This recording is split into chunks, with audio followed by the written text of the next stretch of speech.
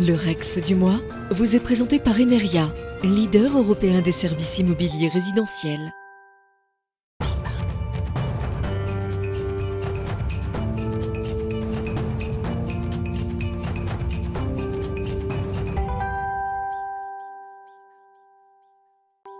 Le Rex du mois avec Caroline Ricross. Bonjour Caroline. Bonjour Arnaud, ça va? Je vous vois comme ça un peu abattu là. Vous allez nous parler des séminaires. Ben non, pourquoi? Comment ça abattu? Je me tiens droite. Droite, c'est bien les séminaires ou pas? Eh ben c'est surtout, est-ce que surtout c'est une bonne ou une mauvaise idée d'en organiser un dans son entreprise? D'abord, les professionnels du secteur remarquent en tout cas que depuis quelques mois, les séminaires reviennent un peu dans les entreprises depuis le mois de mars dernier apparemment. Et d'habitude, la rentrée, c'est quand même pas vraiment le moment pour organiser un séminaire. On le fait plutôt au printemps. Mais là aussi, les professionnels du secteur constatent en tout cas que l'activité reste élevée en ce mois de septembre 2022. Il faut dire quand même qu'entre deux rentrées compliquées, avec la crise sanitaire, le télétravail qui découle de cette crise sanitaire, motiver et ressouder ses équipes à la rentrée, ce n'est pas mince à faire. On le sait, l'été est quand même déjà une période de relâchement. On en a d'ailleurs parlé lors de la première chronique de la saison.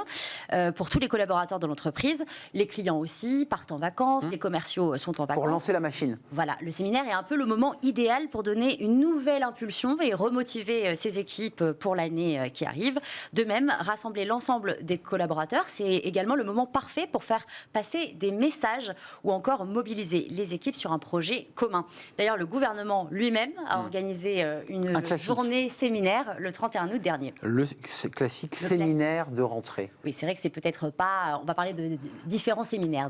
Juste un mot, quand vous dites séminaire, vous parlez de team building ou pas? C'est la même chose? Oui, c'est la même chose. On est d'accord, hein? C'est la même chose. C'est pour éviter l'anglicisme. Oui. Les conseils pour justement réussir son séminaire de rentrée? Eh bien d'abord, avant de se lancer dans la recherche du lieu ou encore de réfléchir aux activités que vous allez mettre en place pour vos collaborateurs, est-ce qu'il faut d'abord que vous réfléchissiez un peu aux objectifs de ce séminaire? Est-ce que l'idée, c'est de la formation, de l'information ou encore de la réflexion de vos collaborateurs sur l'entreprise? Ou alors, c'est plutôt de fédérer, de rassembler, de remotiver justement vos équipes après les vacances d'été? Selon l'objectif, le lieu et les activités vont être différentes. Dans un premier cas, vous allez peut-être choisir plutôt un endroit calme, un endroit aussi où il y a des salles de réunion, puisque l'idée est de réfléchir. Dans le second cas, eh bien là, vous allez essayer de trouver un endroit un petit peu plus convivial. Discothèque, soit en parachute. Non, mais c'est tous ces sujets-là. Un peu plus convivial. Mais cela dit, rien ne vous empêche également de conjuguer un peu les deux objectifs, à la fois de la réflexion et à la fois un peu d'amusement pour remotiver les équipes. C'est souvent le cas. On bosse un peu et on s'amuse aussi. C'est ça. En tout cas, vous l'aurez compris, le lieu du séminaire a forcément son importance. Trouver un lieu qui sorte peut-être de l'ordinaire, c'est la clé de la réussite de votre séminaire. L'idée, en fait, c'est de trouver peut-être un lieu où vos collaborateurs n'auraient pas eu l'idée forcément eux-mêmes d'aller.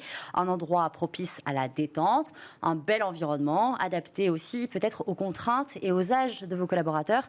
Par exemple, si vous êtes une jeune start-up, peut-être que vous n'allez pas faire les mêmes activités que si jamais vous êtes dans une entreprise du CAC 40. Oui, c'est effectivement pas la même chose.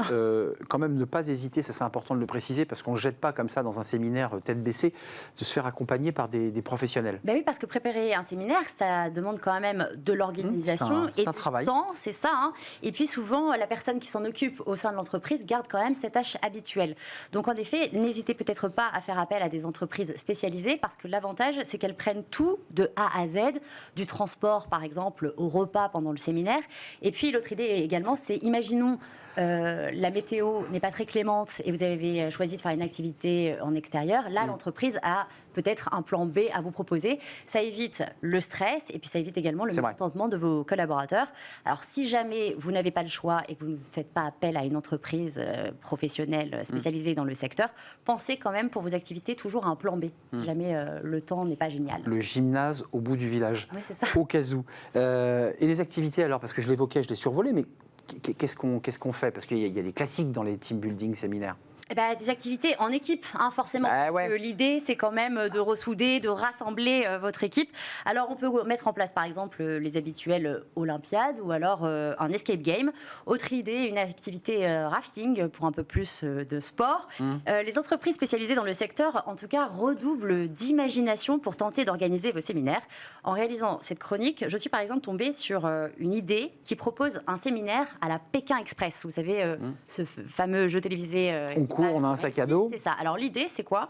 Vous donnez 1 € à chacun de vos collaborateurs et ils doivent se rendre sur le lieu du séminaire par leurs propres moyens. Là, c'est une bonne idée. Stop, etc. Forcément, là aussi, c'est en équipe.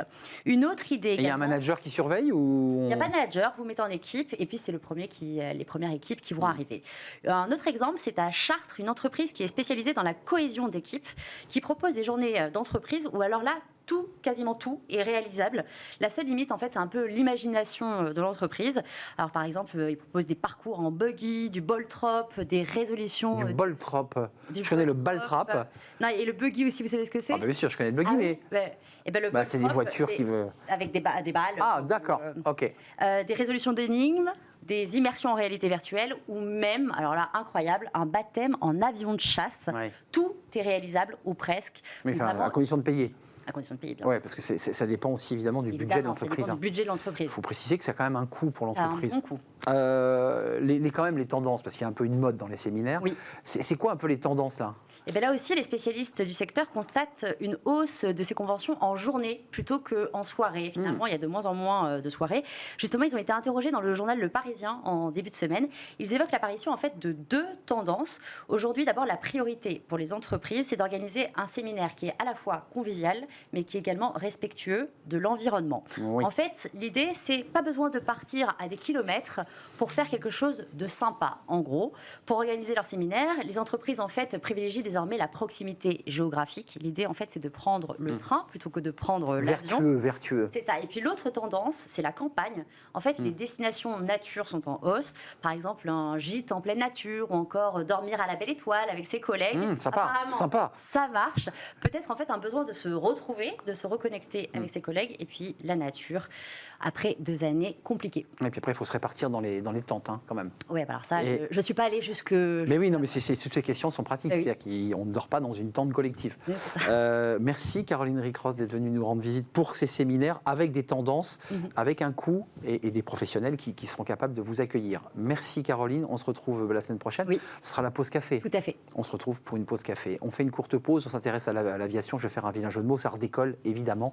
Vous l'avez peut-être vu en allant dans les aéroports. Et oui, les passagers sont là. Oui, les avions sont là. Quelques difficultés pénuriques sur les salariés qui vous accueillent, qui gèrent les bagages. Il y a un vrai sujet aujourd'hui. Puis on parlera du climat évidemment, parce que les avions, notamment les jets, sont pointés du doigt. On en parle avec des experts dans le cercle RH, c'est juste après la pause.